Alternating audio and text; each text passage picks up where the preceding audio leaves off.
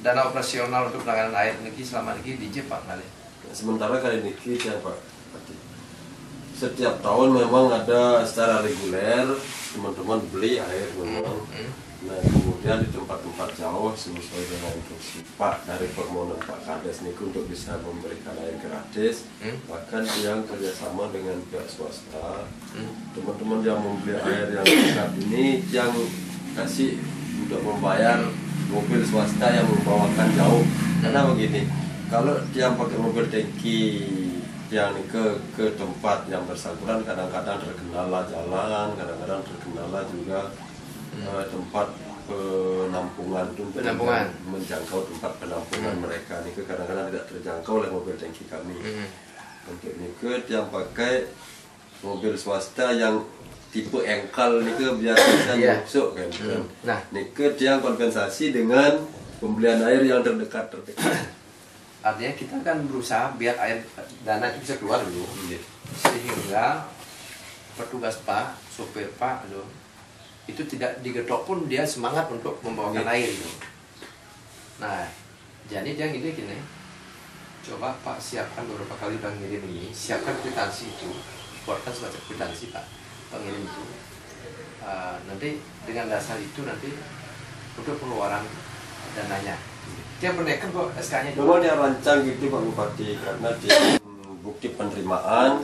Kemudian pada akhir ini maunya dia bikinkan berita acara konkret di desa ini sekian kali dengan tanda tangan kardus, terus diketahui kepala desa. Dia sudah komunikasikan dengan kepala desa bahwa nanti dia akan minta tanda tangan sesuai catatan yang bawakan air atas pengetahuan Pak Bekal kan ini ke. Sementara dia ada juga ini.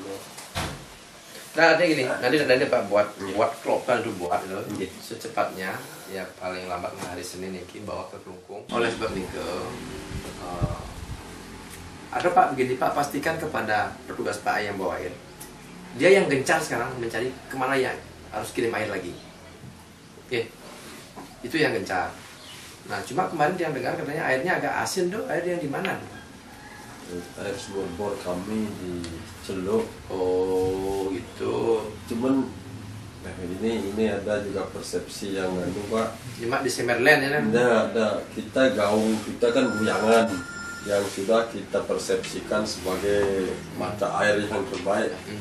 Terus kami ambil yang sumber di Penide, dibawakan teman-teman yang di Karangdaud. Dari mana ambilnya Penide? Oh teman, saya dikasih air ini. Padahal dari segi rasa Terus sekarang masalah ini Pak, air guyangan.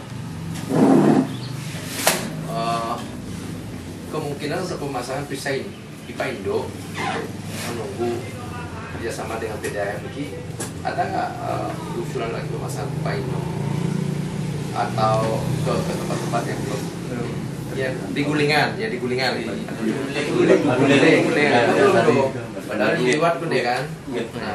Pernah malah mau dipasang juga Pak Bupati kemarin tahun ini dah awal tahun dia alihkan ke ketinggian malah karena dia tanya dari programnya tidak ada pemasangan reservoir karena setelah yang survei di sana harus ada reservoir karena dari reservoir 3 tingginya sama dengan di Mentung Benika. Setelah di lapangan kita naik dari reservoir 3 itu dan bisa menjangkau secara gravitasi bisa menjangkau secara gravitasi sehingga mereka harus tampak di saat kita pompa ke puncak budi kita dari Pak ini kan baru bisa gravitasi yang betul sehingga karena dan ada program dia pembuatan reservoir hanya dipatok dilarikan ke sebetipil tinggian kemarin 3 kilo. Hanya kita sudah arahkan ke sana. Berarti ke Batu Guling itu belum bisa ya? Belum. Itu sudah diprogramkan. Itu dingin tadi kan udah ngalir air. Terus listriknya gimana tuh? Bilang nambah juga?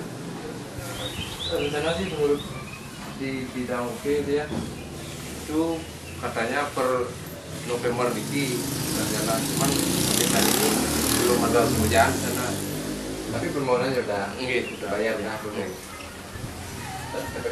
sudah masuk dalam permohonannya kan 2 kali lipat ya dayanya ya sudah dari belakang tapi yang sudah tuh Yang di bawah 250 kami lihat juga Pak Bupati di sana sudah ada tersedia 200 KPA. Kemudian kemarin dengan pengalaman kami di Penide, kami punya 190 KPA bisa menggerakkan pompa 110 dan 45 kW dengan bantuan alat inverter namanya. Kalau di Guyangan kita pakai inverter, kayaknya tidak perlu nama daya. Tidak pakai, sekarang tidak pakai alat itu ya? Tidak. Di mana alat itu pasang saya? Di sebelum pompa begitu ada aliran listrik, inverter dulu, setelah inverter baru ke pompa. Dia betul-betul membantu, ini soft sekali, dia pelan sekali waktu ada jeglegan pemutusan hubungan listrik dengan pompa, pompanya aman. Cuman alat ini relatif mahal. Semacam ini tuh ya? Semacam IPS ya, kayak IPS. Iya, semacam stabilisator. IPS ya, dia nahan. Dia bisa mengirit strom 75%. Cek memang terbukti dia bisa mengefisiensi listrik 75%. Lagi pula bisa sip pompanya. Nah, terus yang di air Penide Pak, ya musim-musim jadi kan airnya, mata air kan tetap ada kan? Kecil-kecil masih layak. Kemarin sempat Pak waktu dan panik Pak di Batu Mada juga dari tanggal niku rusak, inverternya mati. Sekarang udah bagus. 2 mingguan semangat karena Surabaya itu panas. Kita sakti. Sakti. Nah, sebenarnya kalau itu bisa naik lagi, air itu sudah seperti air. Kemarin dia juga usulkan dan terus agar dikalkulasi oleh kami seperti di penyusunan rencana induk itu dengan konsultan untuk pelayanan Lumpuh, Batu Mada, Bunga Mekar semestinya lebih gampang dari sistem Penide. Karena dari Pak Sakti langsung ke Pak Ditui itu bisa ini 1 kali pompa, sedangkan dari Guyangan kan 3 kali pompa baru bisa ada Ditui. Nah makanya itu kita maksudkan, kalau bisa beda lebih itu ya, jangan dipaksakan dengan menggunakan air Guyangan itu malah jadi. Jadi alat kerjanya lebih ringan ya. Itu proses berikutnya Pak. Ada proses pendek ini malu makanya yakinkan petugas PAE. Ya siapa nanti yang kerja loh. Ya itulah biayanya untuk penanganan itu, lemburnya segala macamnya itu hitung. Sehingga nanti dana keluar langsung nolak. Itu kemarin diangkat bagi-bagi tugas karena yang masuk permohonan dari Pejikutan. Pejikutan untuk melayani Karang, Pejikutan, Ambongan, Batang, Belilit, kemudian Masyarakat langsung ambil di mana-mana lah di desa-desa. langsung di cubang umum itu Pak, ditaruh di Ada yang nggak ada cubangnya? sementara semua Cuma dicarikan solusi yang terdekat. Ya kan ada boleh ke cubang rumah. Walaupun di rumah nanti dikasih yang punya rumah untuk membagikan. Yes, nah itu caranya. Kemudian di Karangdawu, Penangkidan kami sendiri karena pakai sistemnya di Sakti.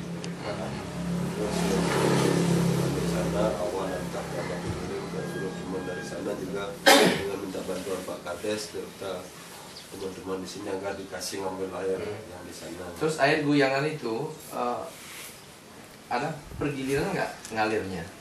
Sementara di lapangan ini sistem gilir pendistribusiannya. Tiap berapa hari?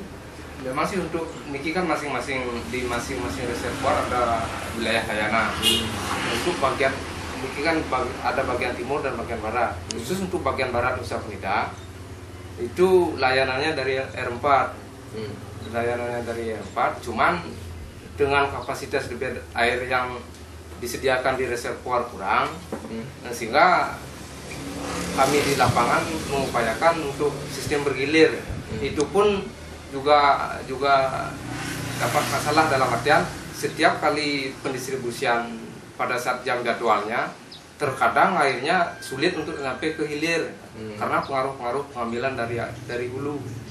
Nah, ya, Tentukan harinya nanti kami distribusikan ke Batu terus Mada. gini lagi satu, setelah pendistribusian itu kan ada rumah-rumah penduduk yang ada cubang.